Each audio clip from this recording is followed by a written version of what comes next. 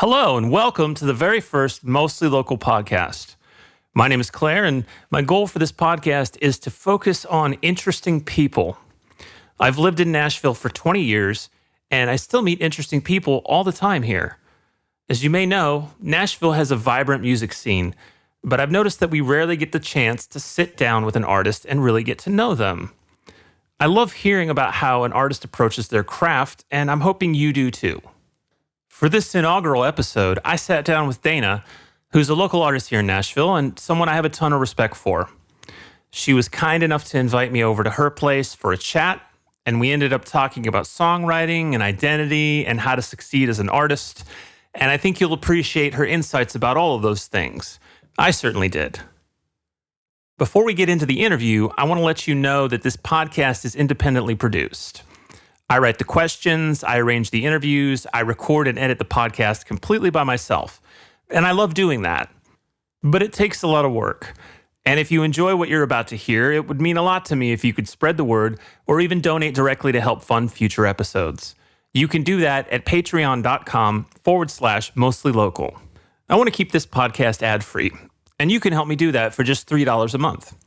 In return, you'll get some additional goodies like full playlists for my DJ sets, concert photography, and some other surprises I've been working on. But even if you don't contribute, I still appreciate you as a listener, and there will always be plenty of free content for you. You can also follow me on Patreon for free to get those updates. But enough about that. Let's enjoy this interview with Daena. I want to talk about this room because this room is cool. Your house is cool. Your apartment is cool. Thank you. Do you want to maybe pick a few things out? Because there's a lot of things on the wall. There's a lot of things to look at. It's very colorful. I'll describe it since... I want to get to that too.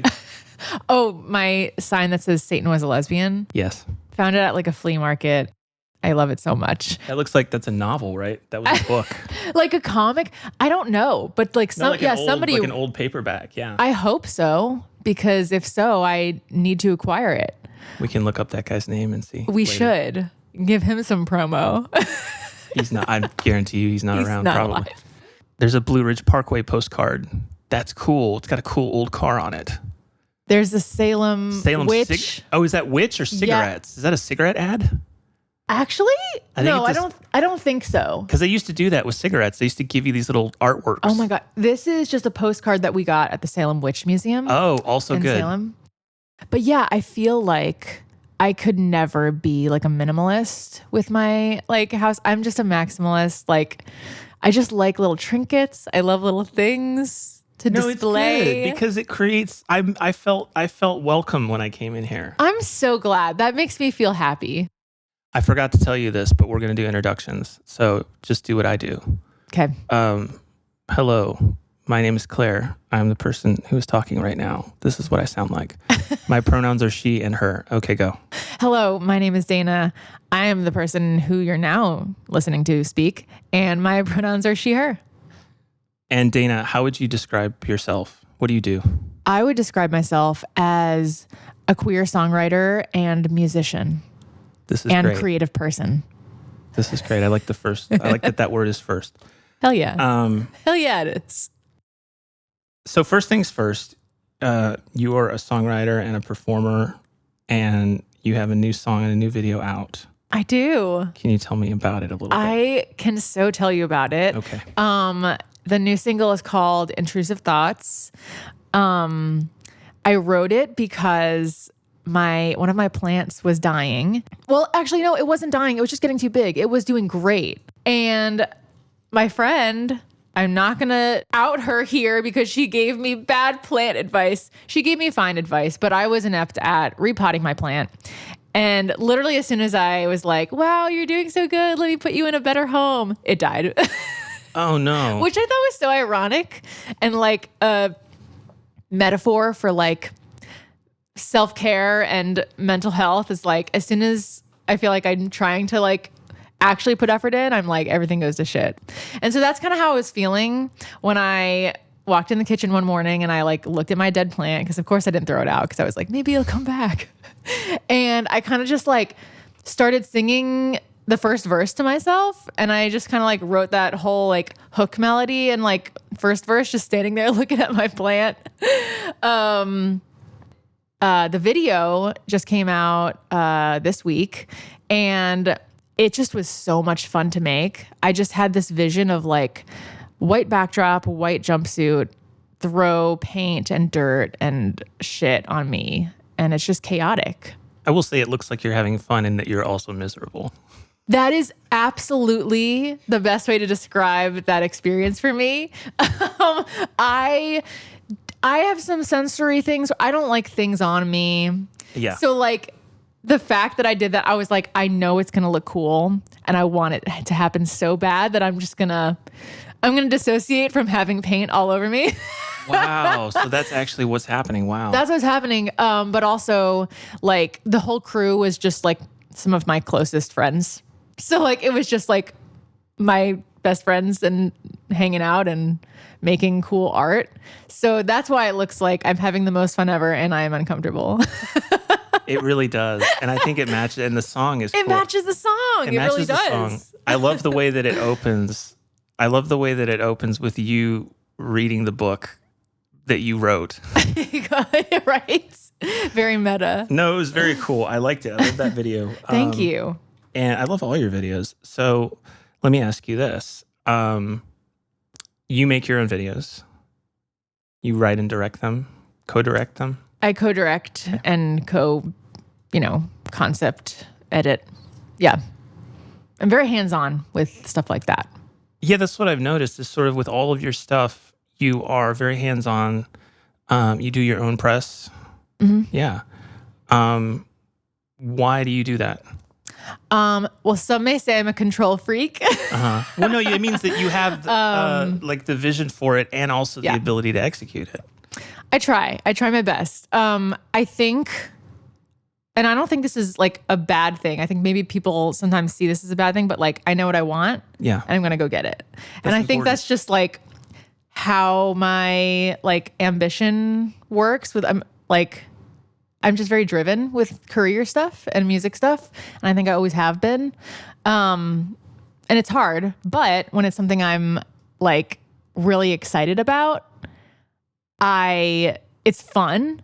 And I know when I know what I want, I want to be the one to make it happen. When you have that feeling that it's not, you're right, it is much less about wanting to control every aspect, but much more about having like, I want to make sure that this gets communicated. Exactly. Because like when you have a vision, even if it's something small, like, okay, I'm like making a TikTok, I can see it in my head, and I've always loved making videos too. So like music and like recording, yes, I'm hands-on too, but also like other content and creative things like the videos. I see it in my head or I hear it in my head and I'm like, I may not have the technical means to do it all myself, but I want to be there hand in hand with that other person or collaborator to make it happen because I know what I want the end product to look like or sound like. So would you say is your learning style, do you think it's visual or it's visual, auditory, and what's the third one? Because that's me. Kinesthetic. Yes. Okay, high five. I'm a kinesthetic learner. High five. Because this is something that I'm so glad you said that because there are very few of us. Yes. But like, so this means that the way you learn something is by doing it, and then you remember how it feels like to do it. Mm-hmm.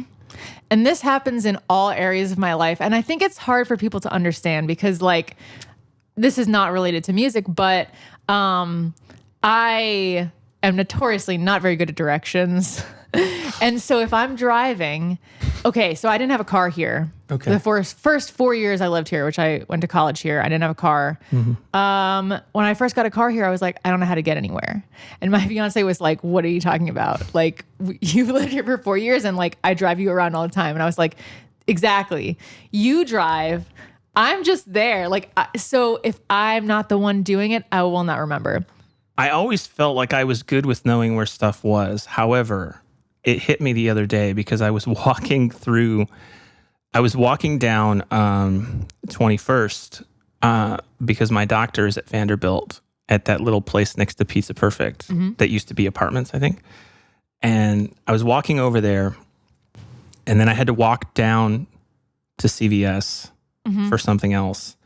And on the way back, there was a woman sitting there with her son who was like clearly there for college orientation, looking totally like lost. And she stopped me, She's like, "Hi, I'm sorry to bother you, but can you tell me where we are?" And I said, "Sure." And she goes, "Are we on the east side of campus, and are we at the Commons?" Oh, what? Or the west? She said, see, I can't even remember which side she said. See, so how in the world did you know that? Well, she goes, "Are we on the blank side of campus?" Which, this is actually crucial. It's weird I didn't remember it, but key to the story. And are we at the Commons of Vanderbilt? I don't know Vanderbilt's campus. Like, I know where it is, and I know how big it is. Yeah. But then I very, very confidently was like, "Oh no, you're not on that side. You're on the opposite side, because west is that way, and that means this and all this stuff." And I was very confident. And I was like, "No, you're not there, but you're at the medical center," because we were literally sitting across the street from the medical center. I said, "You're at the medical center, so whoever you're trying to get to pick you up," I think they were trying to get an Uber or something. They're like, "We're at the medical center." And then I crossed the street, and there's a giant map of Vanderbilt right across the street. I wanted to turn around and be like, "Hey, I was so embarrassed. found the map." But on the map, of course, it said that it was exactly where she thought she was. So I realized that when people ask for directions, I panic first. And then I think that I'm right. And then I immediately know that I'm not right. And it's too late. They've already left, or I've already left. And I felt really bad. But then I was like, they'll probably figure it out. Yeah, it's probably okay. Nobody should ever ask me for directions. I know that now. And it's weird because it's this false confidence of like, oh, I know where that is. But for some reason, I get west and east and north and south in the city confused, because to me, going on 8th towards Franklin, for some reason, I think that's north, and that's not north, that's south. So all of my directions are backwards. Now, I swear this ties in. So I'm here. To songwriting. When you said you see things in your head visually, do you actually see images? Do you see like so you have a very detailed visual. When writing, or like when planning video stuff? If I were to say to you, imagine an apple. I see it. What does it look like? What does it look like? It's like shiny. It's like, when what color is it? It's red. Okay. When a kid brings an apple to their teacher, that's what I'm seeing. It's on the desk. I can't see things. I was about to say, I know that some people don't see anything in their head. This is news. I just found this out last week. Whoa. And so, if you try, can you make it happen? No, I can't. What? But what I do, so the reason that nobody knows that they have this is because everybody thinks like if you tell me to imagine an apple, I imagine the concept of an apple. Yeah. I imagine what looking at an apple feels like. Whoa. Right? That's crazy. I can't see a color, I can't see a shape, but I know that thing is an apple. And I might if I really, really, really, really, really try, and now there's nothing there, but sometimes like a very faint outline of the thing. But it's the concept. I know the concept of apple. And that's wild. Yeah. So if you were to ask me what color is it, I'd have to decide because I can't see a color there. Wow. And I realized that from there, all of my dreams operate the same way. I don't see things in my dreams, but I experience the feeling of the thing. So I know where I'm at based on how it feels. So like I know in whatever dream that I'm late to the class I signed up for and forgot that I signed up for, and it's finals and I have to go to the exam because I feel that anxiety of like, how could I be that stupid to have signed up for a class and gone the whole semester and never go, and now I have to be there for the exam and I don't know what this class is about. That is so interesting. Yeah. So when you're writing songs, you don't see anything in your head? No, but with sound, I say visualize sound, but I know what things should sound like. If you were to say, what's the sound of like a trumpet playing underwater? I know what that sounds like. You can hear it in your head. I can hear it in my head very well. And I can hear music very well and sounds in my head very well. So, no, when I'm writing, and maybe this actually speaks to like my development as a songwriter, because I felt like in the beginning, I had to manufacture a lot of things because I didn't know, I hadn't had enough life experience to know what to write about. Yeah. And I felt like I was writing a lot about relationships that I had never had a relationship. And I was like, I'm going to write a song about a breakup. And I'm like, yeah, but you never had one. So like, what do you, but you do what you can, so. Yeah. Well, and that just like goes back to the idea, I think, with like very like workaholic culture of society that we live in is like, okay, what are you going to write about if you're not actually out like doing other things and like living your life? So I think that's an important thing that is not talked about too often, specifically with like creative people and people who are in the arts. Like, what are you going to make art about? Like, you're sitting in your room trying to make art, like, you know what I mean? And I have written songs about that. But at some point you have to be like, I'm going to go experience things so that I can come back and make art about it. Right, exactly. And the longer I do this, the more I realize that it is whatever you should be writing about, whatever you want to write about. Because for me, back maybe when I was beginning, I would have said, oh, you can't write a song about just sitting in your room and being depressed. That's boring. And today I'm like, no, I want to document that so that other people know that that's what that feels like. So and when I hear a song that does that, and I think, okay, that person has also been in that place. They can it's a communication, right? It's like, it's not about, to me, I used to have all these like big rules about it had like a good song lyric has to be a narrative and it has to have a beginning. It has to make sense. And then I would listen to something that just disproved my whole theory, like a Radiohead song. And I'm like, what is this song about? It's not about anything. It's conjuring a feeling and it's communicating that feeling to you without using words that make sense. Yes, that is so true. And I feel like, because I relate to that. I think I'm like, okay, well, what's the story like when I'm writing? Sometimes I get in my head and I'm like, does this lyric make sense here? Or like, is the audience going to get it? And then I can think of a million songs that I'm like, I have no idea what that song's about at all. And I don't care. I can think of a million songs where I don't know what the words that they're singing are. Yes. I can't figure out what that word is, but it sounds great. Have you heard any of the new Remy Wolf stuff? Like her new album? So good. Okay. And this is not like a dig on her. Like, I literally love this new album. And she has a song called Soup. I don't know. I didn't understand any of the lyrics of the chorus, first of all. And I was like, this is my new favorite song. And then I finally like figured out the lyrics, and she does say soup in it. I don't know how it relates to anything else in the song, and I love it. It's like a smash. Yeah. And I was like, wow, really, lyrics really don't matter, huh? Like, in a way, you know what I mean? It's the idea of, okay, a song for me is like, okay, what are you trying to do? What is your goal? And how are you doing it? Well, like, it's a communication, right? It has to be a communication from one person to another. It's just that when I was so caught up in words, I was like, I have to make sure that this particular word is correct. And I would always, I would agonize over, should I say the? Should I say and? Right. But what I didn't realize, in the time I was thinking, oh, this is a problem about meaning. I'm trying to nail down the precise meaning. And now I realize, no, it's an aesthetic.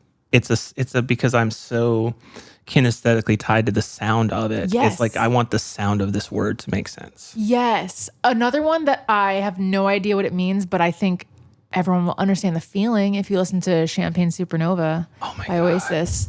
And like, that's a beautiful song with beautiful imagery. Yes, but like, what's it about? I have no idea. It's about a feeling. Again, to me. It's about a feeling. Yeah, it's about a feeling. You're so right. Slowly walking down the hall faster than a cannonball. It's like, I know what that feels like. To me, it's like the dream where I'm trying to run away from something and I can't run. I'm moving very slowly. And it's interesting that you say that. Like, okay, you're physically interpreting the lyrics themselves. Yeah. But when I'm thinking like, okay, it's about a feeling, like, what does it feel like? I'm thinking about like where I'm listening to it. I'm like, oh, this song is about, it's like midnight and you're driving around late at night. Like, you dropped all your friends off. Now you're driving home. And like, that's the song. I don't know what the lyrics say. No, that's you know great. What I mean? And it is, because it starts out it has a very solitary vibe at the beginning. It's my favorite night driving song. Oh, that's so good. So I'm going to good. try driving at night to that. You should. But that's the cool thing is that because the lyrics are done the way they're done, it allows for both of those things to, because I think both of the things are true. Exactly.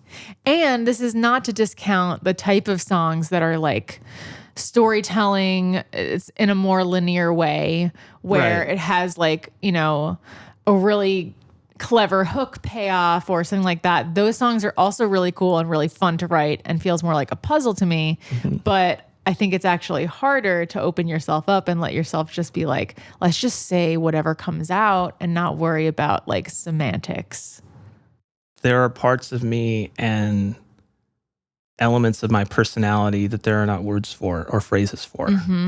So this is still relatively a new concept for me in terms of expression, but it kind of like across the spectrum of words that you can use to describe yourself, it's like, I mean, the obvious one is like a gender binary, like, you know, for forever and ever, we've had these two words that are like this, you're either this or you're that. And now some of us are finally understanding that like there's more to it than that. And that there are not words for the in-between. Like we have non-binary as this thing that's like in between. And I have right now in my expression being transgender and having she, her pronouns, that's where I'm at right now. And it doesn't mean that I have changed or that I will change or that I'm undecided or that it's an indecisive thing. It means that those are the best words I have right now for what that is. And as I go, that will change. It's like, I don't understand even people within the queer community who want to split hairs over things like that. Because, I don't either. Yeah, it's like everybody's trying the best they can to express who they are. Yeah, and it's just like do what feels right to you, do what feels good to you. Yeah, and as you hopefully move through life and learn, you're not just learning about the world, you're learning about yourself. Yeah. For me, anyway, I continually find things out about myself that are new and surprising. Me too. And then you have a word maybe for it, or a lot of stuff I don't. And it's for me to arrive at this place where I used to be really frustrated by that, and because there was no easy way that I could introduce myself to a new person and say, here's what I am. It's like there's no easy box for that for me. And so to be where I'm at now is good, and it informs my songwriting. So yes, I totally agree. And to like tie it back in with songwriting, when you first brought up of like, well, how does being queer inform your songwriting? And sometimes it's hard to put into words.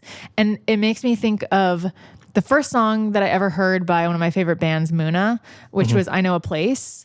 And I knew nothing about them. It came up like randomly, you know, on my Spotify or whatever. I did not know that, you know, all the members of the band were queer. I knew nothing. And I just heard the song and I was like, this song doesn't say anything about being queer, but for some reason it feels queer to me. And I was like, it just feels that way. And that's like the vibe it gives off. And then as I dove into their music and their catalog, I was like, oh, well, that's why.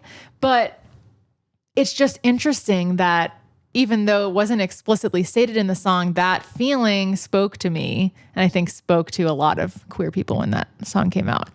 Yeah, they communicated it. And it's crazy because you can't explain how. Right. No, that is You true. just can't explain it. That is true. If somebody doesn't already know, it's really hard to explain even something like queerness. Like, how do you... Right. I'm like, if you don't have a reference marker for that, Right. I don't know how to explain that to you. Yes, this actually came up at Rock Camp. And it was like a panel about diversity and arts. And I was like, do you guys know what being queer was? And they were like, no. And then I was like, uh-oh, how do I describe this? And what I literally could only come up with was like, it means being yourself. I mean, which is like, what else could it possibly mean? It's being who you are and loving who you love. Like, yeah, right? It is. And I couldn't think of any other better way to describe it. Where were you born? Where was I born? Yeah. I was born in New Jersey. Did you grow up there? I did. It's the only other place I've lived besides Nashville. How would you describe New Jersey at the time that you were growing up there? What was it like? I would describe, I grew up like upper middle class and a very suburban neighborhood. It is suburbia, at least where I grew up. And I obviously, as a teenager, wanted to get out.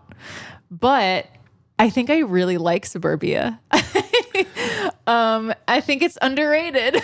I'm not going to lie. So I grew up also in a suburban environment. Yeah. And it is pleasant. There's parts of it that are very pleasant, and I see the appeal of it. Yeah, I think like the things that I like about it is like the feeling of like having a neighborhood. Yeah, that you can walk around in. Yes. Yeah. And maybe this is not a thing anymore, but I like to think that it is, of like playing with your neighbors, like the neighbors' kids, like all get together and like play in the sprinkler in the summer. Like that's the vibe. And so I feel like the things I like about it is like what makes a neighborhood, like what makes a community, and like having my local neighborhood pizza shop and like being a regular somewhere. Yes, like the owner to this day, if I when I visit home, he'll be like, "Oh my God," like, and just like everyone kind of knows everyone, and it's like a small town, but also has access to like Manhattan, which is great. But I think I'd prefer to live in the suburbs. Now, so yours hot take, right? No, that's great. I mean, I get that. The suburb that I grew up in was very homogenized. So I'm imagining that yours was probably not, in the sense that mine was like there were no non-white, non-straight people that were out anyway. Yeah. I would say where I grew up was relatively diverse, which was cool. And like my whole like senior class was gay. It was actually a running joke. We had, everybody was queer. To contrast, or maybe that was my perception and who I hung out with. But you might have known something they didn't. So no, my high school class of 1,500 or so, there was one out. 1,500. Yeah, is that big or small? Wait, I don't know. No, my that's class, over 1,000, my right? whole school had 1,500. Oh my God, I was like, whoa. I think my class maybe was 200 or so out of that. Because my senior class was like, I think almost 800, and I think that was big. Oh Lord, that is big. Yeah. Yeah, that is. So big. I was gonna say, oh my God, they were all gay. All of them. every last one. No, sorry. No, that's interesting because in my school, we had one student who was out as a lesbian, and she was amazing, and one student who was kind of out as gay, and probably 5 black students. Wow. One Jewish student, one South Indian student. Oh my God. And me, I'm half Filipino. That's it. That was it. There was nobody. It was all white. And it's weird when you think about something like, I never felt at the time that I didn't belong there. But there was this idea that I was not seeing myself in any of those people. And I never understood why that was. Yeah. Because there was no way we didn't talk about it. We didn't have words for it. We didn't know what to talk about in those terms. And so I did for a long time basically identified as white and just went along with the fact that I could pass as cisgender, I could pass as straight, I could pass as white. And maybe also that knowing that I could do that was easier than it meant that like I could fly under the radar and not attract attention to myself because I was also like terminally shy. And wanted it like to be everybody's friend and for for everybody to get along. I was very conflict averse. I still am kind of very conflict averse. And so where that works really well is in high school band, where everybody kind of is a misfit. Yeah. I was thinking about this sure. the other day that my high school band, we were not all gay, but we were all incredibly neurodiverse. I was just going to go down that road. Yeah. And I went down the list because I was like, wait a minute, hold on a second. Because I was thinking about it and I was like, oh, I used to think like I am an introvert, but that means that I have fewer friends, but I hold them a lot closer. But what really, especially in that context of high school, it was like I had a lot of friends. I loved all of my band friends because we were all such weirdos. And then I just went down the list and I was like, oh, this person definitely had this. This person had like the expressions of it were different. And I was sort of in the middle of all that with a little bit of everything. Yeah. And yeah, so you had a similar experience? Or? Yeah. Similar in that sense, and like finding yourself surrounded by, the weirdos, basically, in the best way possible. But opposite in the fact that I did not want to fit in. I specifically wanted to stand out and be weird, as weird as possible. Why is that, do you think? I don't know. Do you still feel that way? I think maybe a little less so, of just honestly just being more authentic to who I am now, rather than like trying so hard to be like, but I'm different. And I think I just was like maybe craving that like space to be different. And so just like doubling down. But I was like, yeah, I remember like Halloween. I don't know if you guys like dressed up in school, but I definitely did. Like one year I went as an iPod and I was literally in like a box, like walking around. Nice. It's a great costume. And I was like, this is great. Everyone's going to be like, this is so weird. And like, that was the goal. That's so interesting because I feel like in everything that I do, it's this bizarre struggle between wanting to be recognized and wanting to have recognition for the work that I'm doing. And also, I definitely wanted that as well. But also like, please don't look at me. Please don't pay attention to me. Like, this is really upsetting that you're all looking at me right now and I have to perform for you. But I want to. I also want to. So it's like... Yeah. You're kind of how you went through high school reminds me of how my fiance described that she went through high school. She was queer in Amarillo, Texas. So I imagine that to be a similar experience. But yeah, I think like, even if for the introverts or like the desperately trying to fit in, you still want to be recognized for like the art and the cool shit that you do.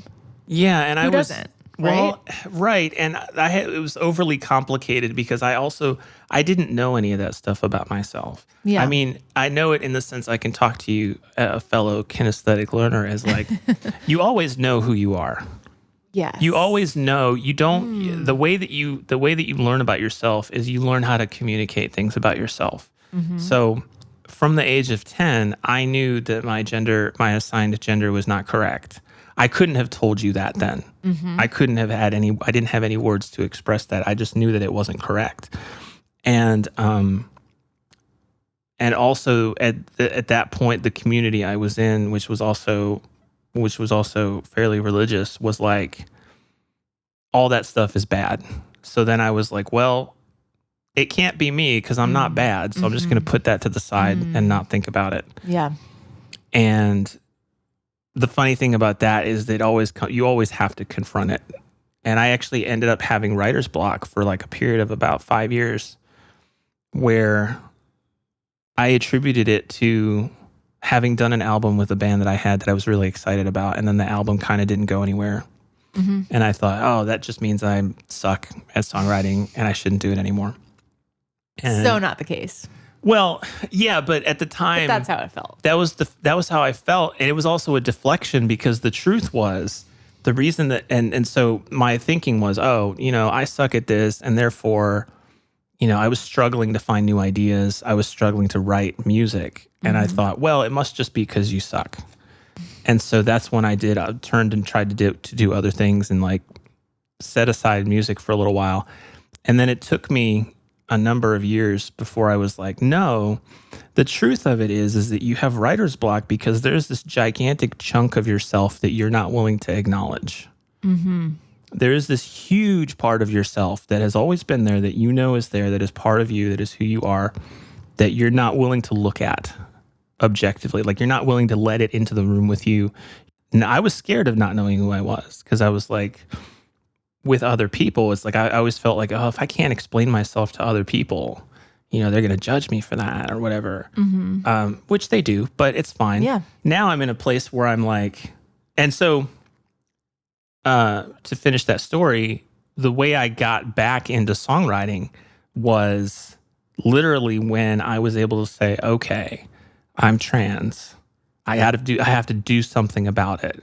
Because I was also in a place in my life where I was really depressed and I was really not functioning well as a person. And I couldn't figure it out.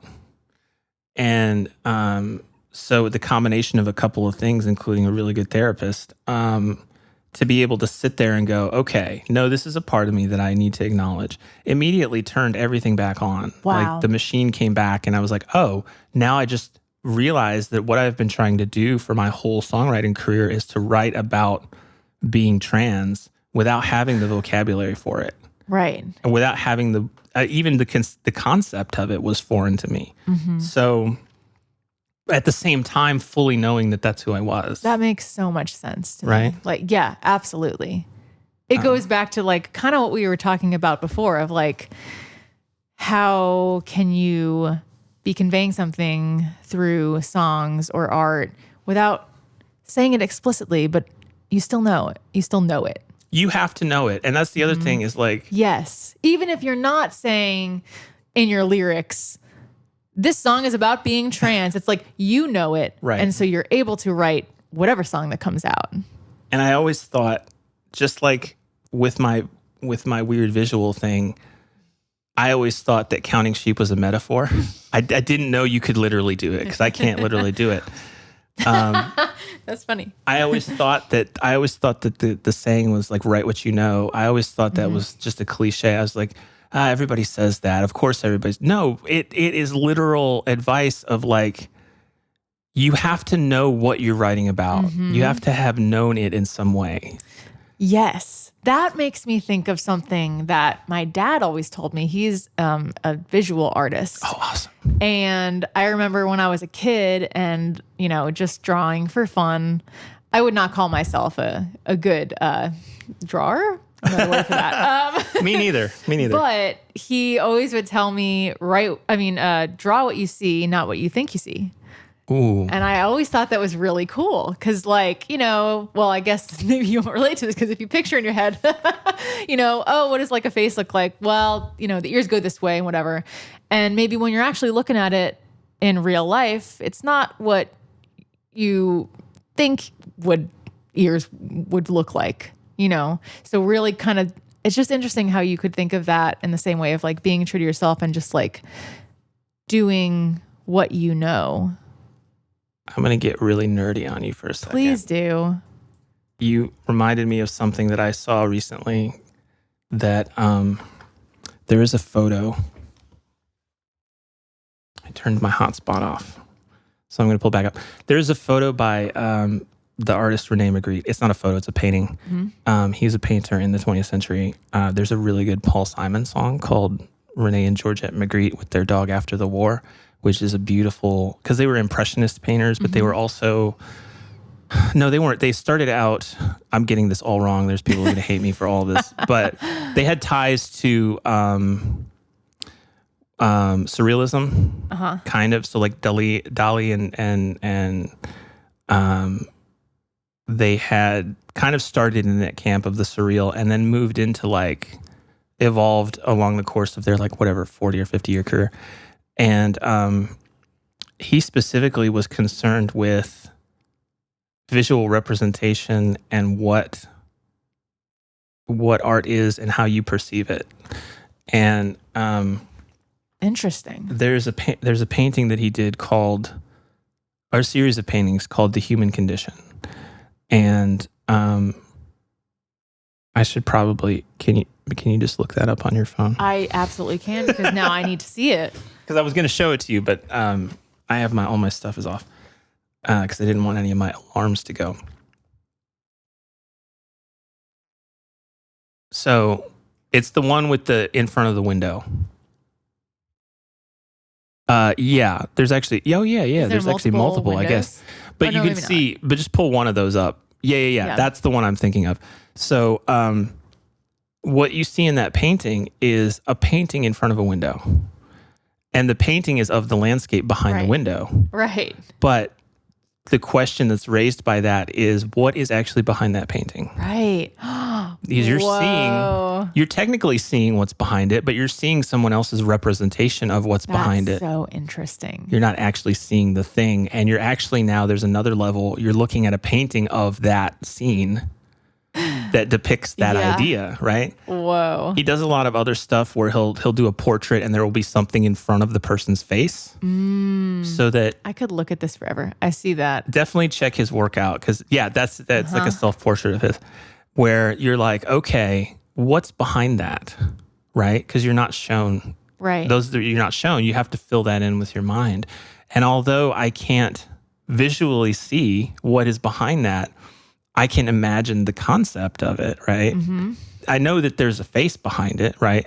Maybe. Right. Who knows? Maybe. But the idea being that we don't really know. There's only certain things that we know. And even the things that we think we know, like I see this room and I see the things in this room.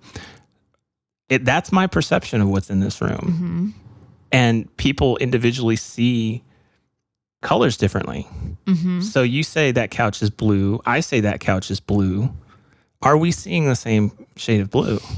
Right? This is going to make me have an existential crisis. No, it's cool.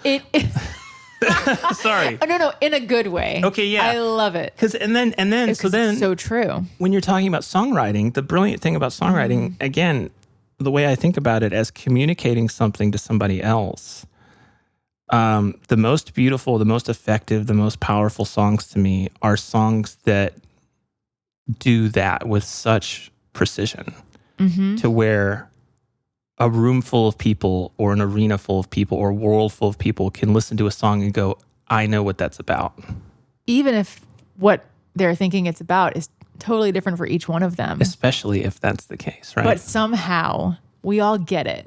Yes. Wow, this is so interesting.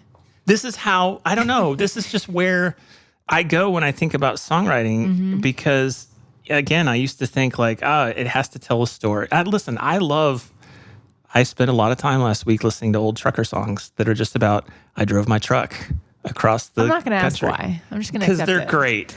And listen to old country trucker songs, because they don't even sing half the time. They just talk and they tell a story. I love that. I drove my truck and there's always a twist and it's funny and it's cool or whatever, or heartbreaking or whatever.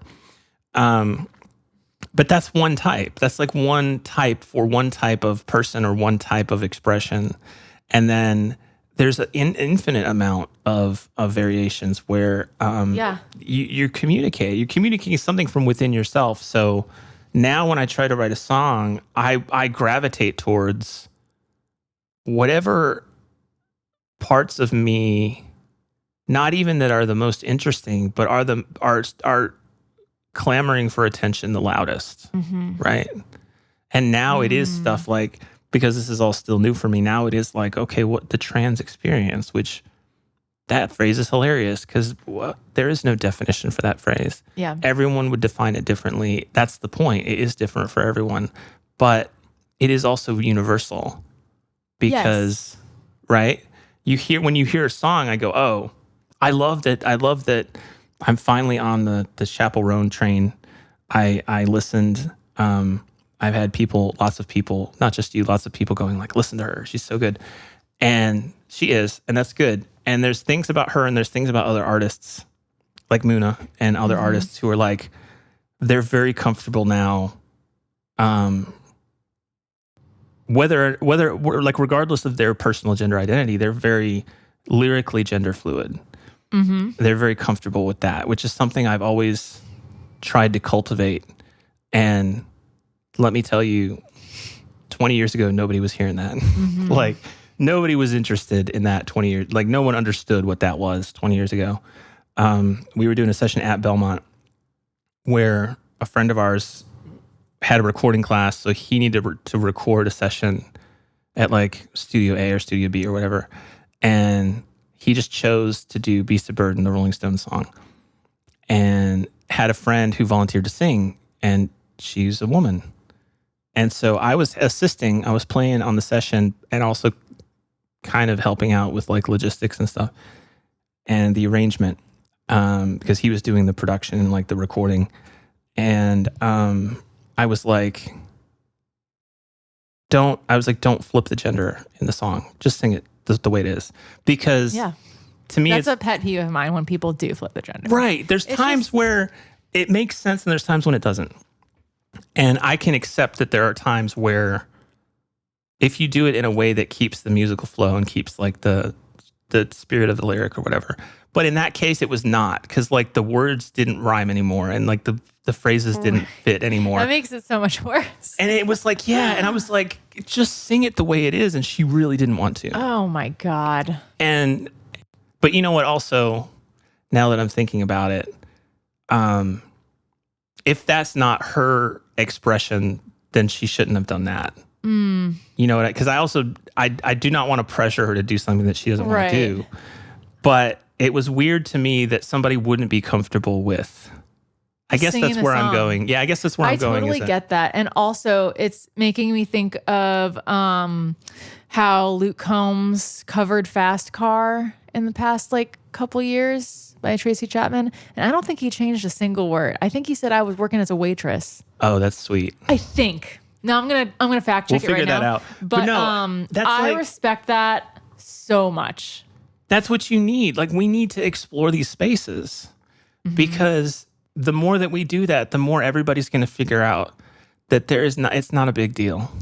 Like, it's fine. You know, that's the best way we have to express an idea like that. Yes, absolutely.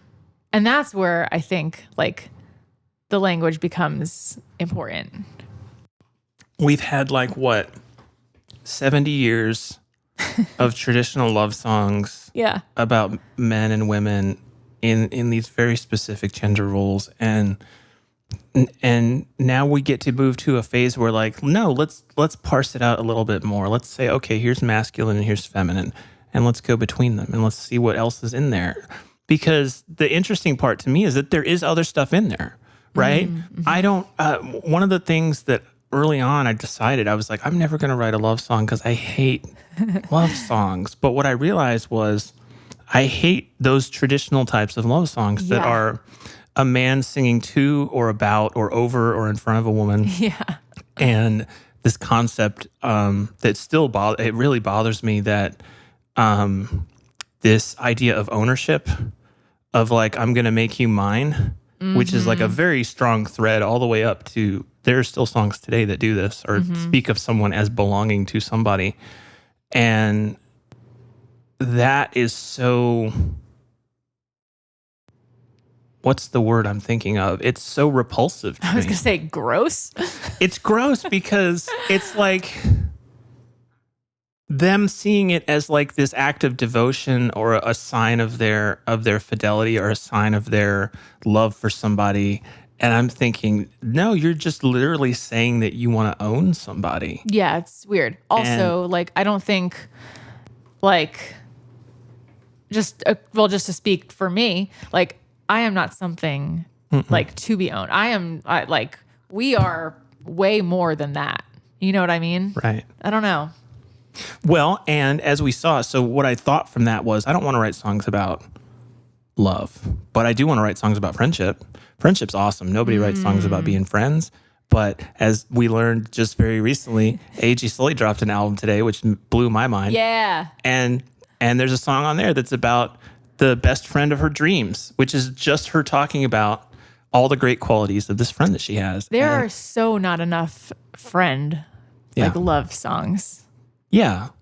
I mean, I think maybe also that goes back to early on.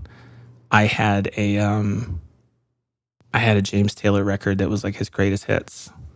And You've Got a Friend is on there that Carole King wrote. I was thinking about that song today. And that song is a great song about friends. I love it. I also just love anything Carole King does. So I do. And yeah, I do. Yeah. And so that's an unexplored area for me. Like songs about friends, songs about other types of relationships, songs about acquaintances, songs about like, I had planned an EP because I tend to work titles first or like concept first sometimes. If I get an idea or a title, and I had this idea for an EP, songs about people that I hardly know, which is like, I love that idea so much. because I knew all these interesting people kind of that were friends of friends. And I was all like, these were people that I all found fascinating, but I also didn't really know anything about them. And ultimately, I ended up recording some of them for a different project. And it's still an idea that I might come back to. But I think in the end, it was like, it's hard to write about somebody you really don't know anything about. But hey, it was a great idea. Yeah, no. And then the EP, the names of the songs were just the names of the people. I love like the that. first names of the people that were there. But I get conceptual like that. And then my problem is I don't execute. I don't actually go and write the songs. I highly relate. I want to talk about some more of your songs. I'm down. No, I want to go back. So okay. Here's what I want to do. I want to build up to it. When and how did music come into your life? Can you think of a time? Yes. Okay. I feel like it was slowly additive in my life, not just like bam. So I always loved to sing. I started taking piano lessons in first grade. And then I taught myself guitar when I was 14, around then, 13, 14, which is also when I started writing songs. And doing like musical theater in school, choir, and like all that kind of thing. So it kind of just snuck up on me. I just was like, I always have loved music. But I did not ever consider it as like career until like I was applying for colleges, which is so interesting. But it was always there throughout my entire life. Do you remember why you wrote the first song that you... What? This is a great story, Claire. Okay, do it. Let's go. It's not what you're expecting. I don't care.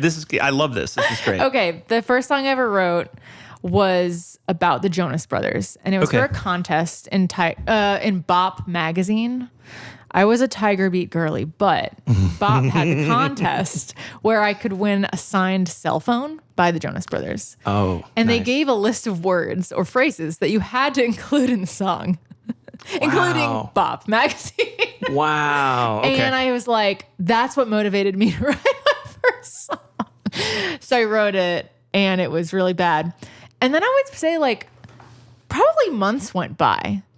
And then I was like, for the first time in my life, I considered, I guess I could write about something else besides the Jonas Brothers. And that's when I wrote like my first serious song.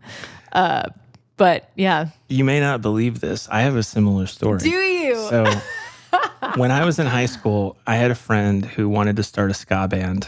Okay. Which is its own story I won't get into here. But I was in his band, and I wrote a couple of songs for that band as like, we were very into, it was Florida. We liked ska and punk and goofy, silly punk songs. Mm-hmm. And so I wrote a couple of very goofy, silly punk songs for that band about jokes within the, like in jokes that we had with each other. Amazing. So it was fun, but it was like, I wrote a song about the local TV anchors trying to take over the world. And they were bangers, I'm not going to lie. But the first song I wrote for myself was also something that I wanted to ask you about. I felt like I needed to earn permission to do that. Like, to write songs for yourself. So when I started taking songwriting seriously, my first inclination was, because I had also taught myself guitar about the age of 13. And I was starting to understand what songwriting was as a concept. And I was like, oh, if I want to do this, I have to study it. So for 2 or 3 years, I just listened to songs really intensely and like would make notes about, okay, this song is doing this at this point. This is what a bridge is or whatever. You know, and my friend who was crazy about the Beatles was like, take my Beatles collection. And I was like, oh, this is wild. And then like just going through all of the standards and like, and, you know, picking them apart, trying to understand what they were and trying to be like, how did they do this? How did they choose these? Why does this song work? Why do I like this song? Without really having the vocabulary to express that. But so then I felt like after a couple of years, I was like, okay, I'm ready to try to start writing a song now. Cause I that's so interesting. Yeah, that's like we'll also get to, that's the basis of my imposter syndrome probably is like, I have to research this before I can do it. Before you allow yourself. That's really interesting. I needed to give myself permission, but the trigger for me actually doing it was Conan O'Brien announced a college band song contest. So you were in college before your I was 18 and I had just started college. I was the summer before, which like we slid in like under, I was technically in college, so it counted. And I thought, oh man, if I win this contest, right? So it presumes a lot of things. I didn't have a band. It was just me and my friends. Yeah. Like it was 4 bands who already existed, who were college bands doing the college circuit, like to get more of a visibility. And it was a national talk show. Like I didn't know any better. I was just like, oh, let me just if I wrote a really good song and you had to make a video of your band performing the song, and then you had to mail a VHS tape. I'm not going to tell you what year it was. To Conan O'Brien, and then he would pick a winner. Or I think they actually said that Max Weinberg would pick the winner, which is hilarious to me because I'm sure that he did not have a whole lot to do with that process. That's hilarious. But that inspired me. I said, I can write a song. I was like, I finally know enough about songwriting.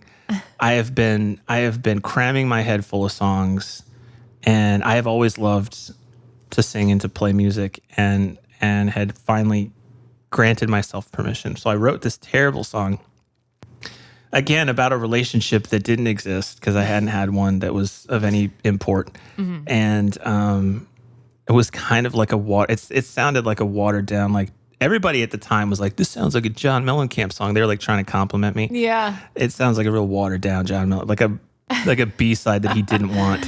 Sure. And so, but it's pretty cool as far as the song goes. It's complete. It's a little cringy, but it's not, you know. Well, I have a rap in mind, so. Oh, you win for sure. But so we recorded it, and the way we recorded it was my friend's church had a really big, nice stage and like a lot of gear because churches have that stuff. And they let us use it. So we came in on like a Saturday when nobody was there, and we performed the song live. So it was me on guitar, my friend played bass. There was a drummer. I don't remember who played drums. I think our friend Craig might have played drums. I want to say someone played keyboards, but I honestly don't remember. And another guy who was just there at the session wanted to dance. That other guy. Wait, what? So he was like, I'll do a funny dance for you. Oh my God. So that they'll pick your video. That's amazing. And we all thought this was a great idea. He's he was like 6'6", 6'7", like a big dude. And he was like, here's what I'll do.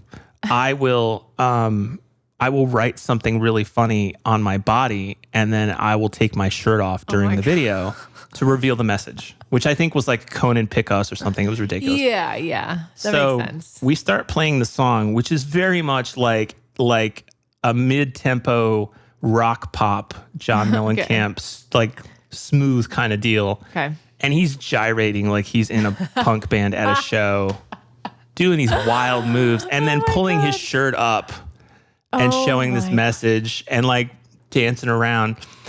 I wish it's been a long time since I've seen it. I don't know where there is a copy. I was about to say, please no one will see this. No one will see this ever. I kind of don't want to go back and watch it, but we taped it, and then it was kind of like we did it in like one take, maybe two takes, and mailed it off. And I had my fingers crossed the whole time, like, oh man, this could totally win.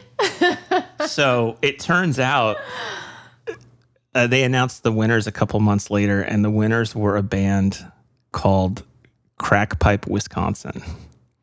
Amazing. Which, it was the 90s. All right, so they were like a college band, obviously, with that name, and were doing kind of a grunge / post-grunge thing. Okay.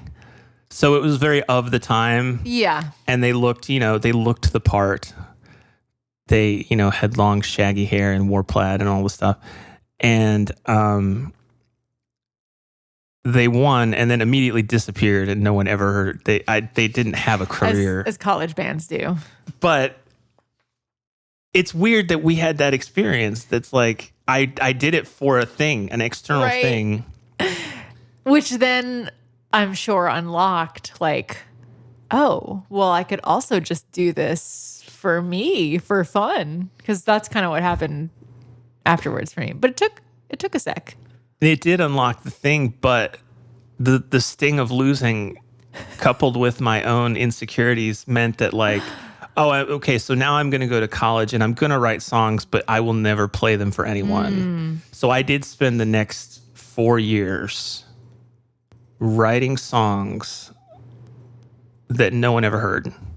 I didn't tell anyone I played guitar. I didn't tell anyone except for one person.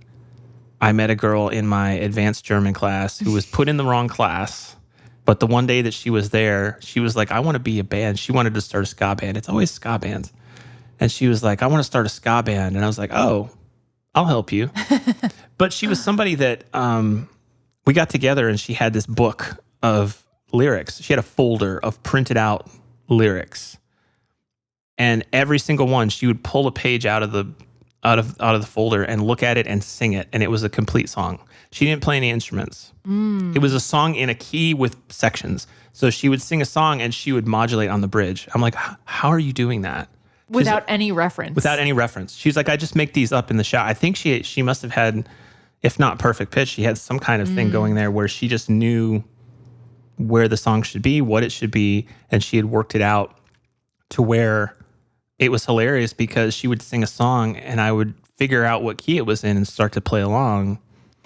And then she would freak out and she would go, how are you doing that?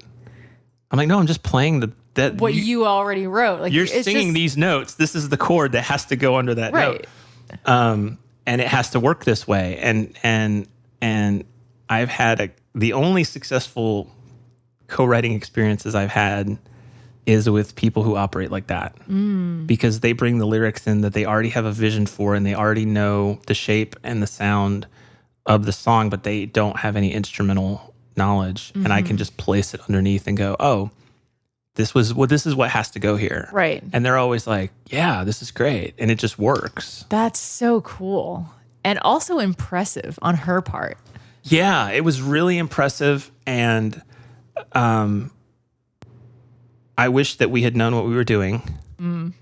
And I wish that I also I was scared of it. I was scared of people. I still kind of am scared of people. I liked her a lot. We got along very well. Yeah. But as soon as she was like, oh, my friend wants to play drums, and he wasn't that good. And not to knock him. I mean, we were all in college. We were just screwing around. Yeah. But like, he couldn't keep time in the song. Oh, no. So like, and I didn't want to be, I felt very self-conscious about being like, hey, can you play better? Well, yeah. And I didn't want to tell her like, hey, like your friend sucks. I don't have words for that. Yeah. And I don't want to be that person. So I just like, I just kind of stopped. I kind of ghosted them. But it was like, I didn't know what else to do. I didn't know how to operate in that situation. And I didn't want to be a jerk. So I ended up being a jerk. Well, also, it's really rare to find that kind of like collaborator relationship where things just work. And so I'm glad that you guys had that for at least a short-lived period of time. Well, I learned from it and I'm still learning. And even though I'm still afraid of people, I realized that the most important thing is if I'm working with somebody, we have to trust each other. Yes. And that doesn't mean like, what it means is that we have to be able to be honest in a way that we both know is not, I'm not attacking you. I'm not attacking your ideas. I'm not saying that you're wrong. But if I have an idea that I think is going to work, I'm going to pitch it to you. And if something is not working, I will go, this part doesn't work. What can we do to fix it? Like, what can we do that's better, or how can we reshape Very that? analytical.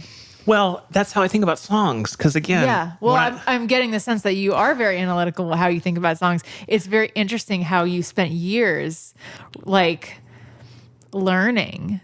I think that's something that happened for me in college and I did not do off the bat. What I did do was be a fangirl, because I'm a fangirl to my core. And I think that fueled me. Well, you had an element of, would you say, so in the beginning, was it about expression for you? Oh, yeah. It was like a necessity to write about Matt, who sat behind me in English, or else I would die. Like, how could I not write about that? Like, it was definitely that. Once I like actually started writing about my life. I'm going to bring in at this point, we're going to talk about Close Isn't Enough, which is a song that you've done kind of about that concept. And I want to so before we get to that specifically, you've kind of alluded to this. When would you say your career began? That's an interesting question. What point? I think my career began, I was probably like a senior in high school. I was really close to graduating, I think. And this is a crazy story. This is going down a rabbit hole, but I'm going to tell it anyway. I won a contest. By the way, if you can't tell, I love a contest because you never know. Oh man, I hate a contest for the same reason. Really? Yeah. See, but this, no, I was understand a shot in the dark. Yeah. And it was a contest through Girl Scouts. I was a Girl Scout through my senior year of high school. Sweet. Okay. I love the Girl Scouts. It was a contest to perform for their 100th anniversary, like concert in Washington, D.C. in front of like 300,000 people. Girl Scouts. Girl Scouts. Mostly, probably. Mostly Girl Scouts. And I wrote a song. I wrote one serious song, and I wrote one song, and it was a Girl Scout cookie rap. And that won the contest. And I performed at the National Mall in front of 350,000 people. And it was like, oh, I could do this. That's a huge moment. It was crazy. And like they were giving me the star treatment. It was like, let's send a like a car for you.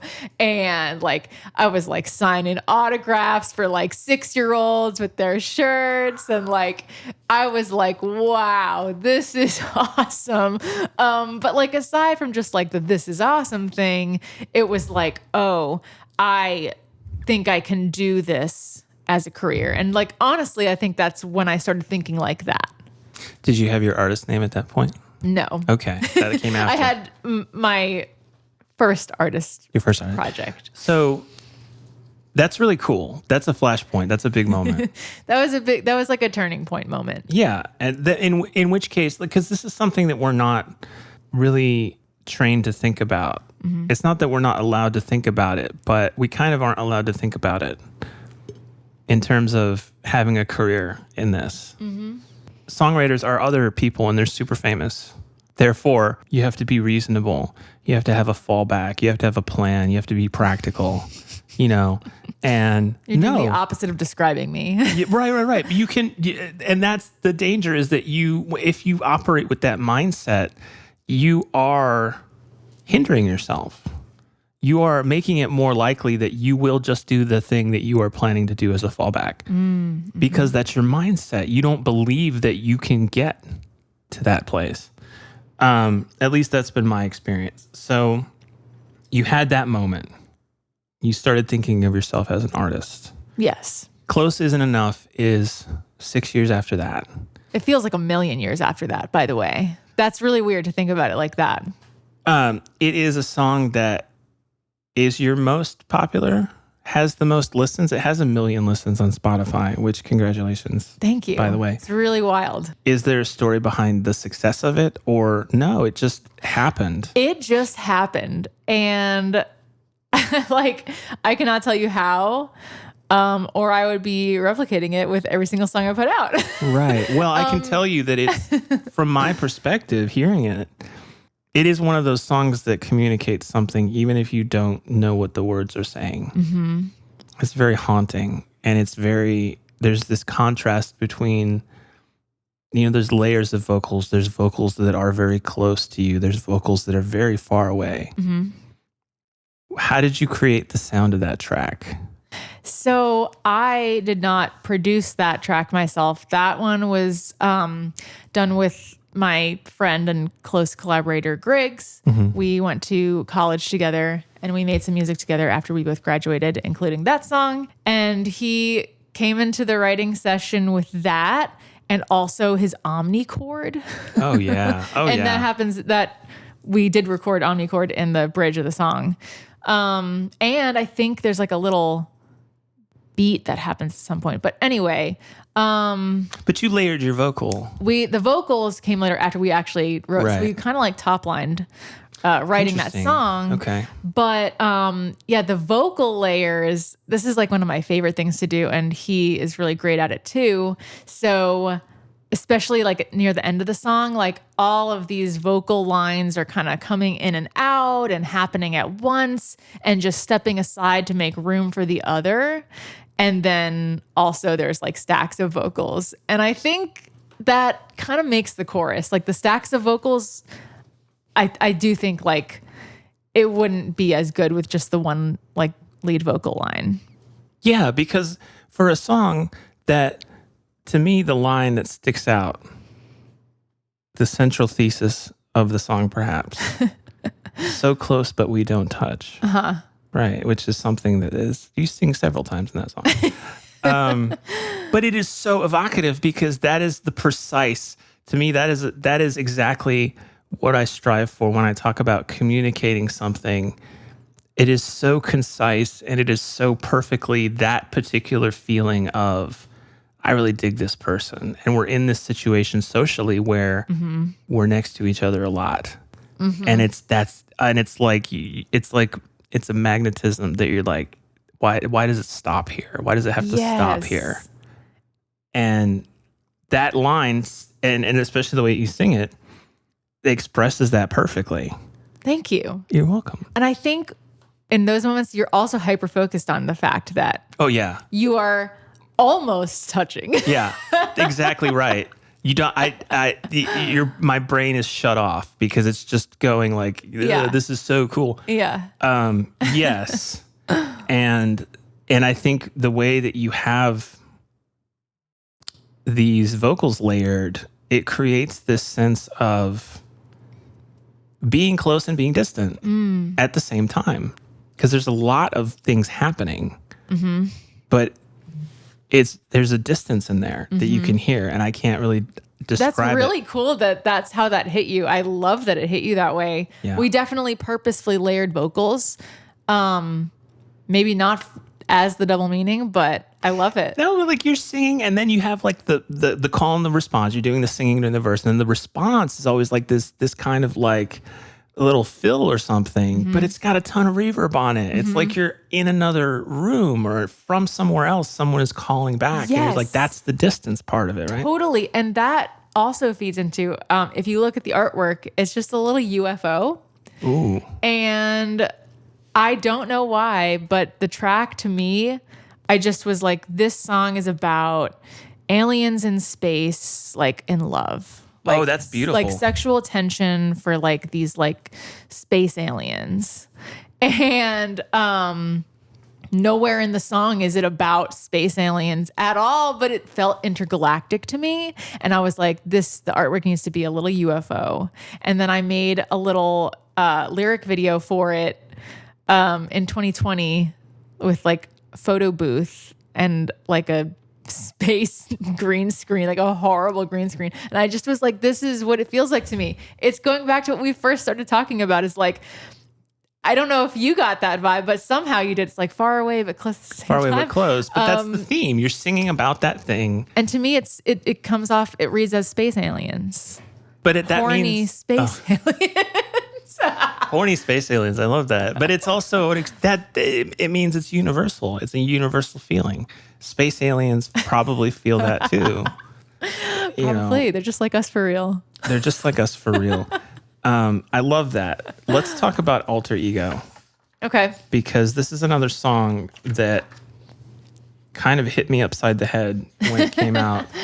Because it was just so perfectly something that I needed to recognize in myself.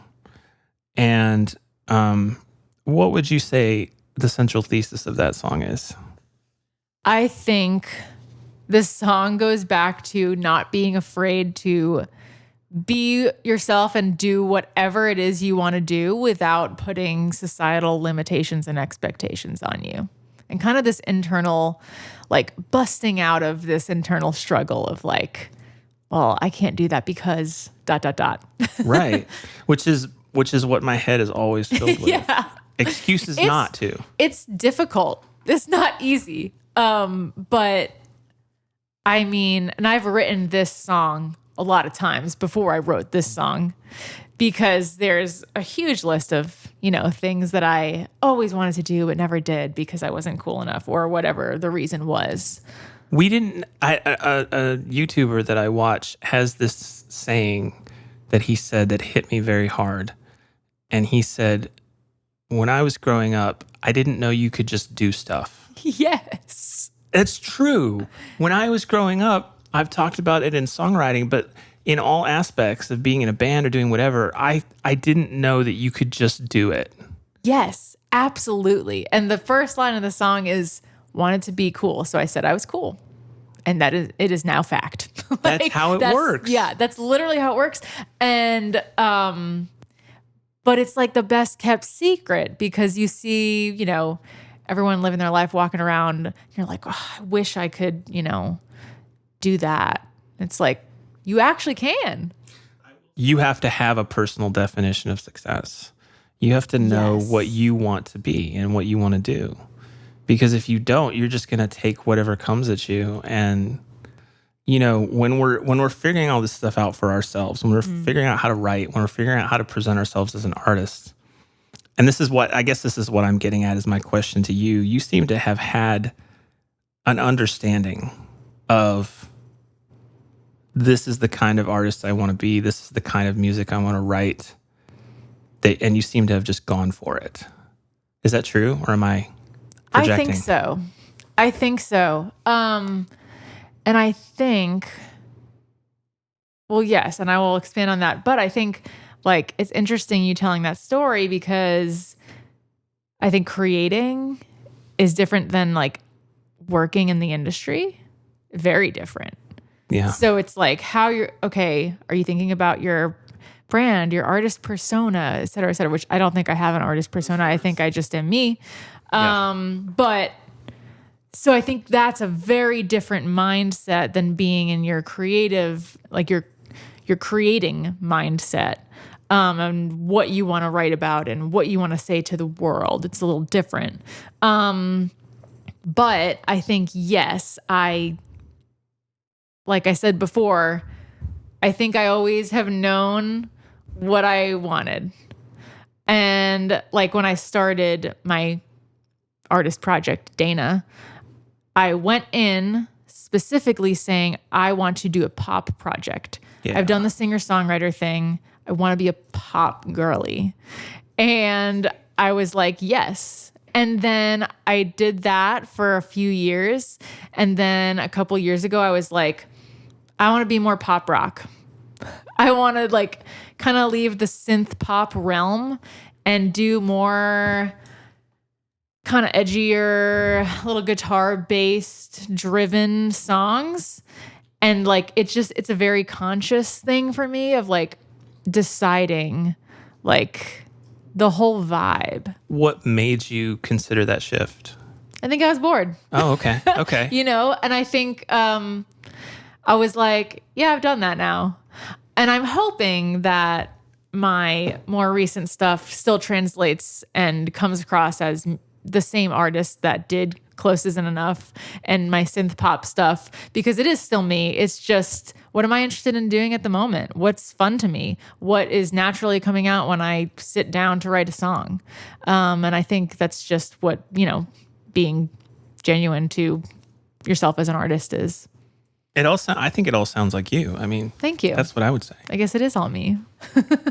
Well, I guess that's kind of what alter ego is about. Also, it's like all of these different versions of yourself. They all are you, and that's totally fine. Because for me, I've always had this acute feeling of I'm not qualified to be here. I'm not cool. I'm not cool enough. I'm not the right kind of cool. Mm-hmm.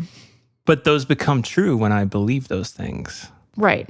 Because there is an uncool part of me. I think it's probably a pretty small part. But like, if I am emphasizing that part, that becomes true, right? Absolutely. And I also think that saying, okay, I am cool, it is fact. I think it also, in turn, makes all of my past versions of me, like, she was always cool. Oh, wow. You know what I mean? Like the weird band kid wearing an iPod as her Halloween costume was always cool because I am she is me. And like, it's just all a journey and like versions of ourselves and perception and, Have you had, when you think about your accomplishments, are you able to do that objectively, do you think?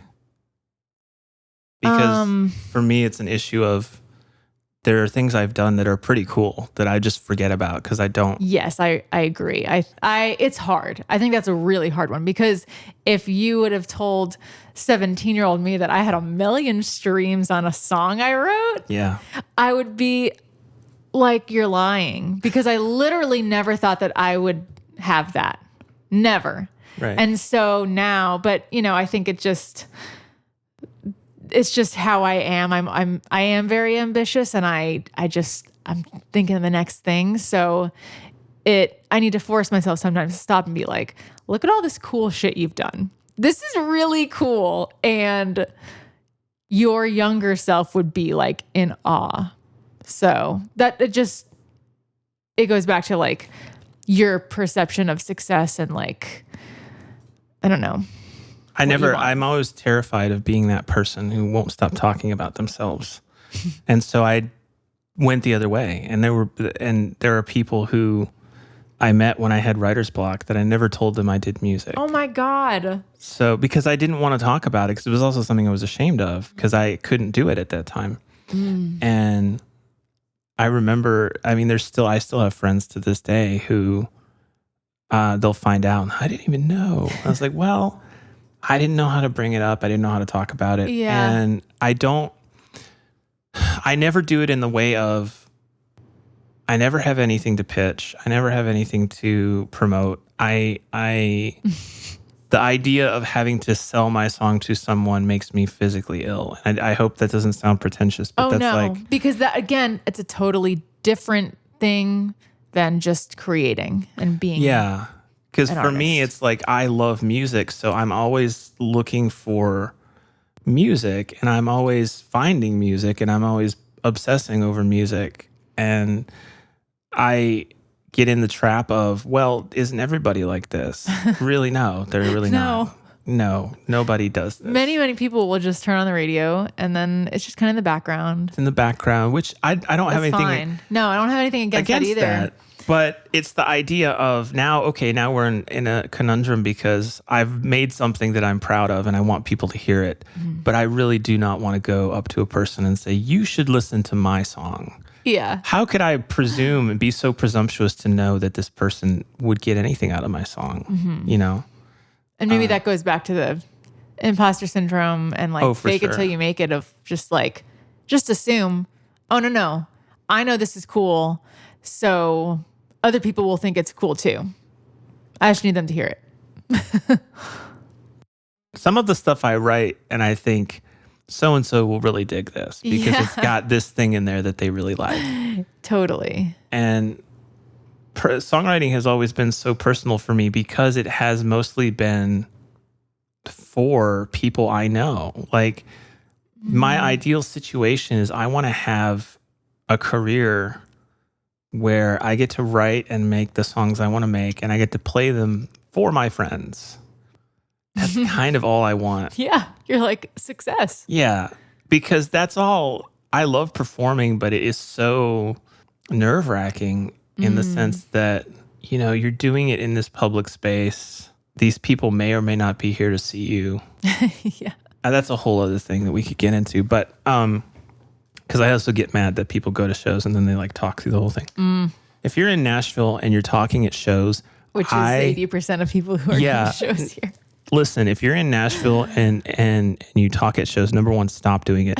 Number two, if you are somewhere and you see somebody doing it, tell them to stop, because I've had some success recently with literally just, I was at a show at Brooklyn Bowl that was sold out. It was a band whose name I can't remember. Okay. It was it was Fontaine's. It was Fontaine's DC. It was Fontaine's DC at Brooklyn Bowl. The opening act was called Wonder Horse, or perhaps Wunderhorse. They were also from Ireland. I'm listening to that set. There's people chattering. I'm like, whatever, they do that. People do that. So they finish up. And this is a sold out show. Like, it's packed. The lights go down. Headliner takes the stage. And these two guys right behind me are talking about sandwiches. Oh my God. It is the most inane conversation. They are just like, so, man, do you like sandwiches? Yeah. What do you like? I love a good tomato on my sandwich. As the band is like taking the band stage. is playing now. The band is playing their first song. The band have started. And these guys are like, you know what? Tomato's okay. I like tomato, maybe some onion. And then they just start, they are literally talking about sandwiches. I think I would be like, am I on a hidden camera show right now? Because this is insane. It's so loud that it's distracting me.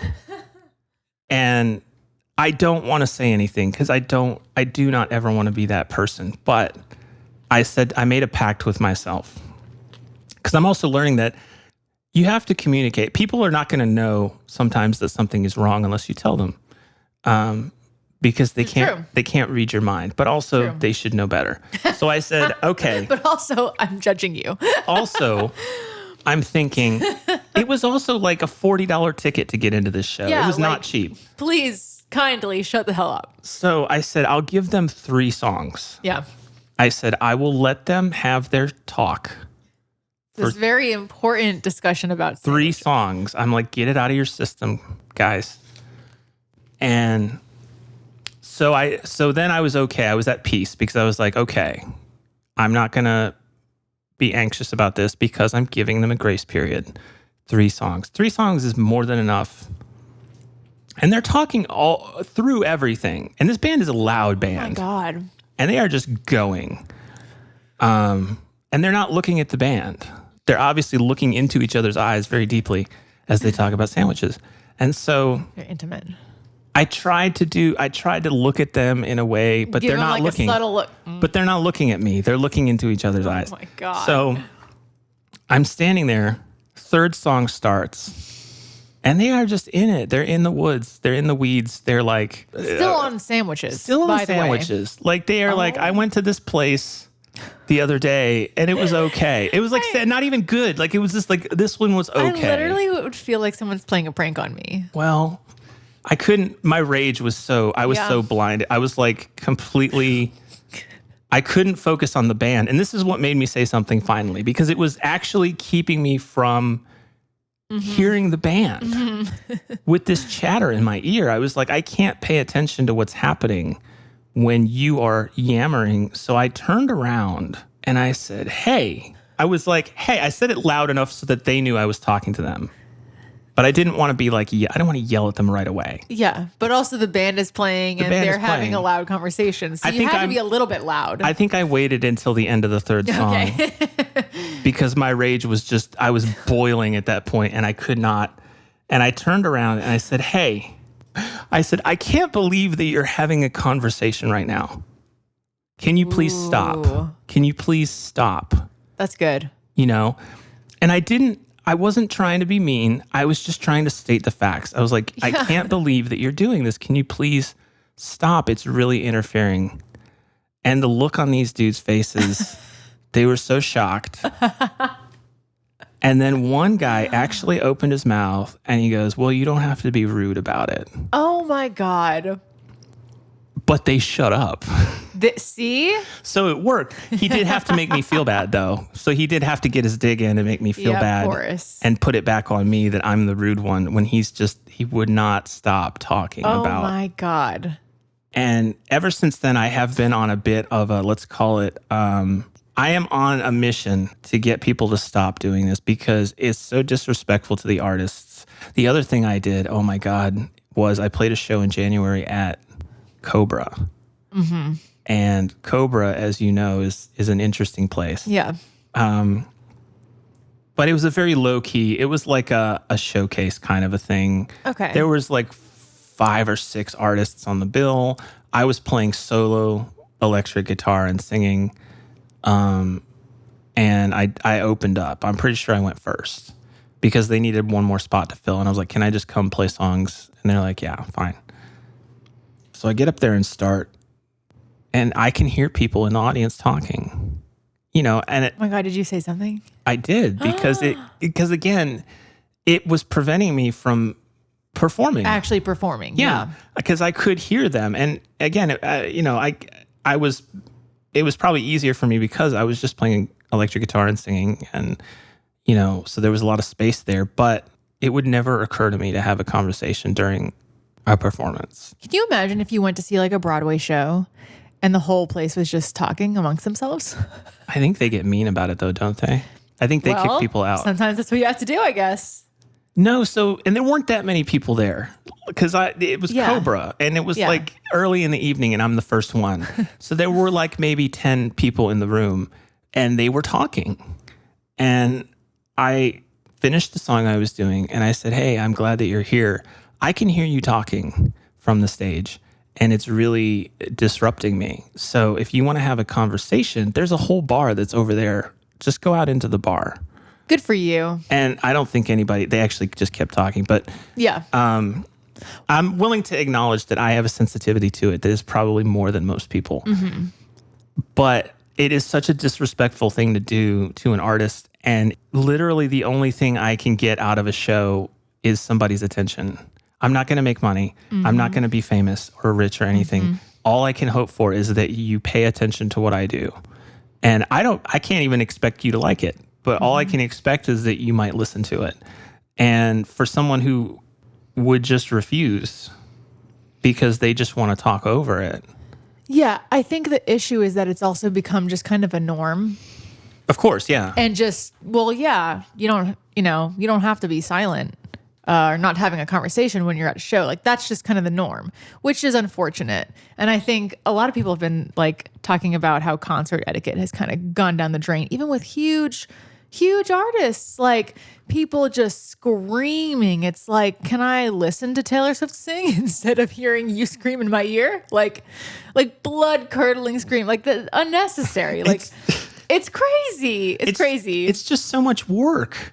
Like it is. And like, didn't we all come here to hear the artist perform? Yeah. Why are you here? Number 1. Number 2, why is this so important to talk about now? Number 3, do we need this commentary? Because there's been times I've been at a show with a friend and it's awesome. And I'll say something to them like, oh, that was awesome. That's so different. That's the extent of it though. I would never. And then after the show, I go, remember that awesome? Discuss. Yeah. Totally. Okay. So I have a bunch of questions. Let's just run down and do like a lightning round. Lightning round. I love a lightning round. What are some important considerations as an artist that you do that most people don't or wouldn't think of that you have to do for yourself? Like in terms of when I write a song, in terms of... I guess more on the other side of like, we have creative side and we have practical side. Mm-hmm. On the practical side of things, what is something you have to do that most people don't associate with being an artist? That people don't think about? Yeah. I have what I just call admin days for myself. And it's hard to explain if you said, well, what did you do today? It's like I did like a million odds and ends of admin work for maintaining being an artist. Like maybe I am researching independent playlist curators to cold message and say, hey, you might like my song. Can you put it on your playlist? Maybe I am like thinking of a backlog of content ideas to film on TikTok to promote my album when it comes out.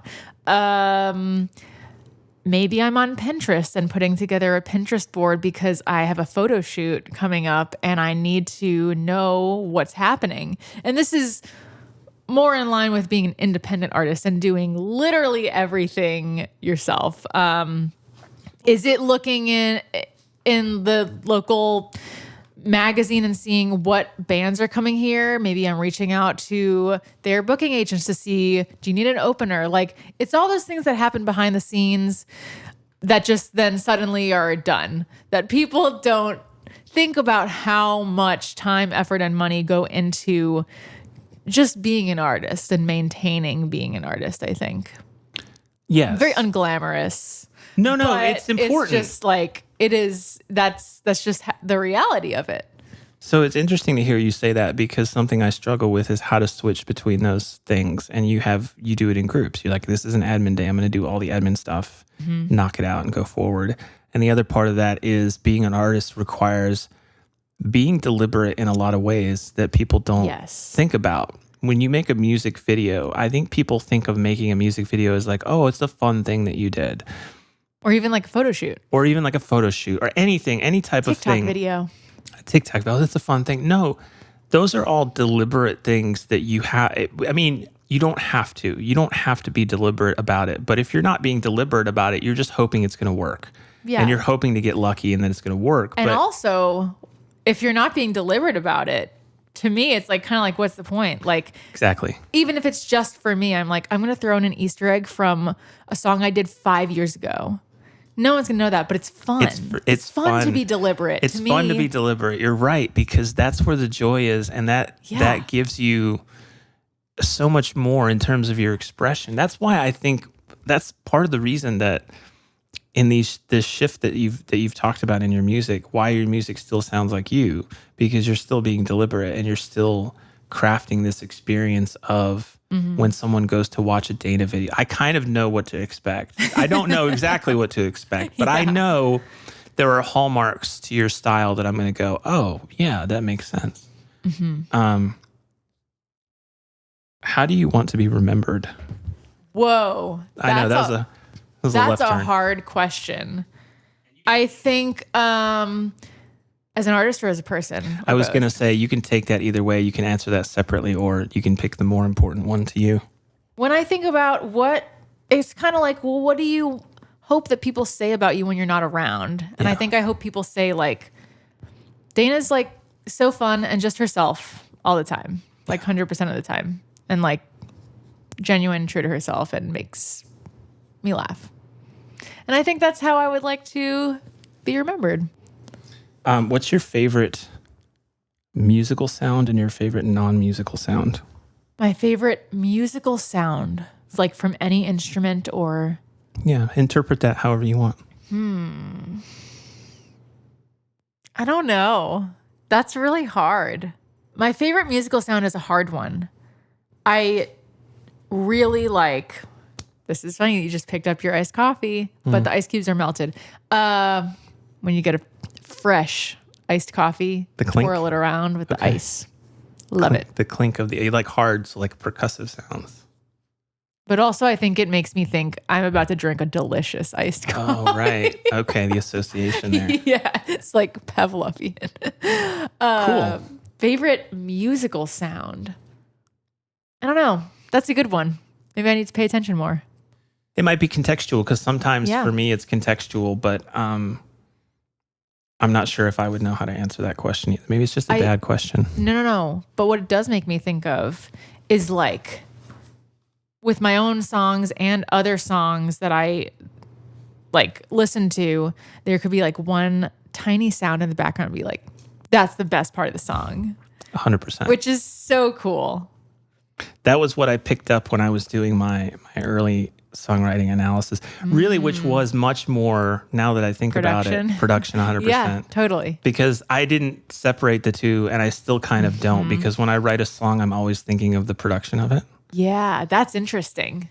Because I'm always like, oh, this song will slot really nice. It's a dangerous trap, though, sometimes, because sometimes your initial idea about that is wrong. And I will go down this track of writing a song to fit this production idea. And then I go, well, wait a minute. What if I played it twice as fast? Oh, now it's much better.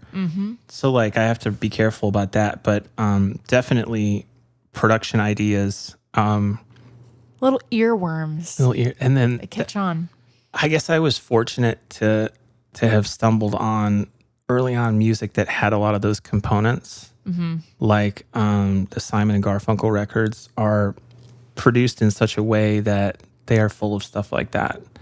And there's a song on Bridge Over Troubled Water, which Bridge Over Troubled Water is my favorite Sunday album, especially a Sunday that's like slightly overcast. And you don't That makes so much sense to me. Right? I can say that to you and you go, I get it. Absolutely. Some albums are Sunday. That's a Sunday album. Yeah. It's slightly overcast. You don't have anything to do. You put it on and you just like listen to it. And The Only Living Boy in New York is one of my favorite songs of all time because, like Close Isn't Enough, it expresses an idea or a feeling so specifically.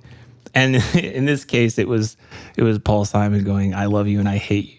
And like, and I'm also lonely and I'm also angry. Yeah. And like not able to say that to his best friend or whatever. But yeah, the background vocals in that song are haunting because they come in, he's singing this very morose, like sad boy, I'm alone, and you're my friend and you left. And there's a break and then the vocals come in and there's drenched in reverb and they sound so far away. And it's like, again, it's a distance thing. I'm like, oh my God, I could feel the feeling of that distance. Yeah. And I actually did a song recently where I was in the studio thinking, I was like, this needs something. I was like, what does this need? Oh, it needs background vocals like that song. So I just copied it totally. I was like, I'm going to sing some stuff. Can you just put it way in the back and put a ton of reverb on it? Hell yeah. He was like, yeah. And it worked out real well. So I definitely have production opinions. Where do your songs come from? Lyrically? Interpret that how you will. And or what are you drawn to write about? I think I want to sing about things that mean something to me and are personal to me. And if I can't connect with it, like you said earlier, I don't feel like, I feel like I'd be a fake. You know what I mean? Which is, could not be true for many artists. I think, traditionally, major label artists, so a bunch of songwriters write a song, they pitch it to the artist. Maybe that story didn't happen to them, but they're going to sing about it, making their own. But for me as an artist, I think I love the detail, and that's what's going to make it relatable, which is so weird. It feels wrong. It feels like it should be the opposite. And I had a boss who is a big songwriter in the past, and he taught me that for sure of specific is the most general. Wow, that's a good way to put it. Yes, because when you bring up these details, even if it, if I say, oh, well, my 2004 red Honda Accord, blah, blah, blah, blah. Not everyone who hears the song is going to be like, me too. Some people will. And then some people will be like, that makes me think of my first car. You know what I mean? Yeah, when I was listening on the way here to Chapel Roan, and she said, knee deep in the passenger seat, I was like, I knew what she meant. Yeah.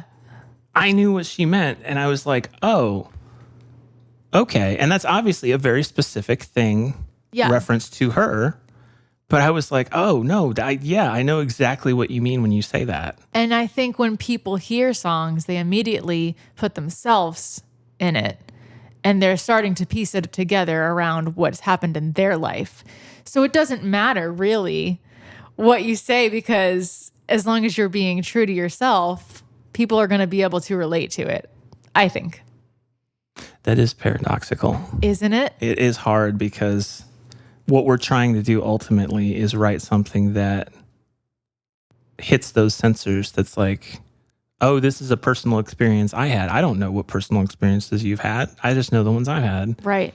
And turns out if you write about your own, exactly, it works. And I think it's because people know when you're being honest and genuine. And that's where the relatability comes in. Yeah, and it's not a conscious thing, I don't think. I think it's very subconscious because there are times when I've heard something by whatever art, because, I used to be a hater. I used to be like, oh, who so-and-so sucks, or such type of music sucks, or whatever. And now I look for the what any song can teach me, because every song can teach you something, and it can still be bad. Like, that's fine. There's bad songs. It's fine. Yeah. But I'm less interested in the delineation and more interested in like, what can this song teach me? And there's songs that I've heard where I've like had this reaction to them, like, I don't like that song. And what always piques my curiosity is like, I can usually express why I don't like something in pretty concrete terms. Like, I don't like their words. Diction is a big deal for me. Like, if you write a song where the words don't fit, or they're not the right word for it, or I can immediately think of a line that's better, that says what you're doing better than you are, then I'm like, I judge you a little bit. But I hear a song and I go, man, I don't know why I don't like that. And then a year or whenever later, it'll hit me and go, oh, it's because they're singing about something that they don't know about. And you can tell. Yes, totally. I wrote... I like early on, I wrote these angsty songs about relationships, and I'll put a cool edgy drug reference in. I didn't know what drugs were. I had no idea. Yeah. And it's just clear when you hear it. And it's funny how at the time you think it works, because I've had that happen too, where I go a little outside of what I know and I was, oh, this will be fine. This works. And then I look back and I go, no, why would you think that would work? Yeah. I was, put in a country co-write in recent years. And I tried to write country a little bit when I first moved here. It did not really work, obviously. But there's lots of really good queer country now, though. Oh yeah, absolutely. But this was like a mainstream. Right. And I was put in it and I was like, I think I can do this. Like, and I literally had no idea what they were talking about. They were talking about boot brands. And I was like, I am so sorry, but I'm like, I can't contribute. And it's not a thing of... It's not my world. That's fine. Yeah, you had the technical ability. That's not the issue. Right. But it is a cultural thing and it is a personal thing. And like, just like the guy who wanted to put a cowboy hat on me, it's like... It's not your world. I see what you're trying to do. And technically, I could wear a cowboy hat. I'd probably look fine. Right. But as soon as I opened my mouth, they would know I was a poser. Yeah, for sure. And it was because it wasn't genuine to you. Right. Not that I can't pull it off. No, it was like, that's not me. No, because I do have a love for country music in this weird way that I love the certain aspects of it that are unique to country music. For as much as people hate on it, has this very unique thing to it. And I love being able to tap into that sometimes. In fact, recently because I forgot some of the cool stuff I did. Like, I used to be really into alt country, and recently I was like, I should go back to that because I could probably do something cool with that now. So that means I'll probably think about it for 3 years and then not do it. That's fine. Relatable. What is your favorite word or some of your favorite words, or what kinds of words do you like or don't like? Like ever? Meaning wise or feeling Yeah, wise? just general. Because do you have favorite words and words that you hate? I have one that I really like. Okay, good. I have this thing where I'm like, how's the mouth feel of the word? Absolutely. The word clay. Ooh, clay. It. Clay is good. I like to say it out loud. So when I read a book to myself, I'm silent, quote unquote, silently, kind of like whispering along. It drives my fiance insane. Because you like the feel. If I come across a sentence that I really like, I'm going to say it a couple times and move on. I'm going to say it because that's the kinesthetic part of ourselves. Yes, it is. It's totally is. Clay is a good word. I will Clay. have words that I consciously avoid because I don't like how they sound. Ship is a weird word for me. Oh, interesting. Ship, although I use it now, there was a time in my life where I was so horrified by the mouthfeel of that word, ship. I get it. Because it doesn't enunciate. I can't, and I've always been soft-spoken and people misunderstand me because I tend to be soft-spoken. But so I would always say boat because boat is like, I'm saying boat. Yeah. But there are words along those lines. So I guess I like hard consonant sounds or certain things. Rhythms, like the things we think about when we're writing songs is like being deliberate about your word choice and how different words mean different things. I'm a big fan of, and then a band like Spoon taught me that I am convinced that Britt Daniel writes songs based on how the words sound and feel in his mouth. Because lyrically, if you read the lyrics to his songs, they are nonsensical. Yeah. But if you listen to him sing them, you go, oh, makes sense. I know what this is about. It's just so interesting. It's very cool. It's so cool. I'm glad that you have this because now we can talk. We can text each other words that we like or don't like. Yes, we can. Okay. I think that's everything. I want to ask you, how do you want people to find you? Do you want people to find you? Where can they find you? I want people to find me. Great. Absolutely. You can find me on pretty much every social media platform, probably. And most of them are at daena music, Daena music. On streaming, like Spotify and Apple Music, it's just Daena. Daena the artist. You have a TikTok that's pretty awesome. I have a TikTok. I make silly videos on there as well as do music stuff. It's fun. Cool. And definitely if you're in the Nashville area, look out because you might be doing things. Are you playing out a lot? Are you wanting to do that more? I would like to do that more. I have an album coming out in the fall and I will be doing a release show for sure. Do you know where you would like to or where you will do it? I don't know yet. Okay. But it will be in Nashville. Cool. And I'll be there. So will I. I hope so. Cool. That's it. Do you have anything else? Is there any other good way to? I don't know how to end this. Thank you for having me on your podcast, Claire. Thank you for agreeing to do it as like this experiment. I think it went really well. It was so much fun. I hope to do this again sometime. Absolutely. Thank you.